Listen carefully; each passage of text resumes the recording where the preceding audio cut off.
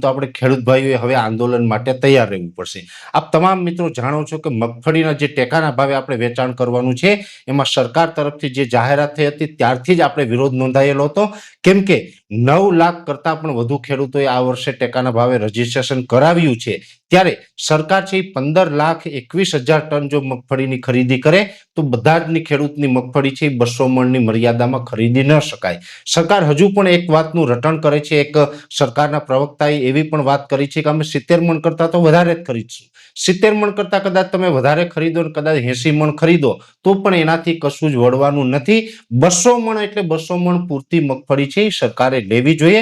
અત્યારે જે મોટી મોટી વાતો કરીને તમે અંધારામાં રાખશો, સમય આવતે ખરીદી ચાલુ થઈ જશે ત્યાં સુધી તમે મગનું નામ મરી ન પાડો એવી કેવી રીતે ચાલે? સરકારે સ્પષ્ટ કરવું જોઈએ કે અમે એક્ઝેક્ટ આટલા મણ મગફળી ખરીદવાના છે। વિરોધ અત્યારે ચાલુ થયો છે એટલે સરકાર મગનું નામ મરી નથી પાડતી એવું તો નહીં ચાલે। એટલે હવે આપણે જરૂર લાગી રહી છે કે હવે આપણે આની અંદર કોઈ કાર્યવાહી કરવી પડશે, કેમ કે અત્યારે નવું મંત્રીમંડળ રચાયું, કૃષિ મંત્રી હવે નવા આવી ચૂક્યા છે। ધનતેરસને દિવસે પરમ દિવસે કૃષિ મંત્રીએ સારું મુહૂર્ત જોઈ અને પોતાનો ચાર્જ પણ સંભાળી લીધો છે।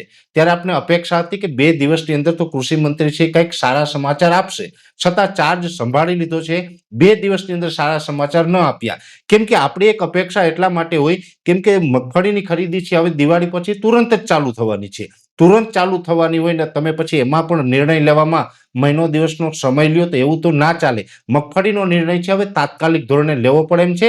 સરકારે અત્યારે કોઈ ઠોસ નિર્ણય નથી લીધો, ખાસ કરીને કૃષિ મંત્રીએ કોઈ નવી જાહેરાત નથી કરી ટેકાના ભાવે મગફળીની ખરીદી બાબતે।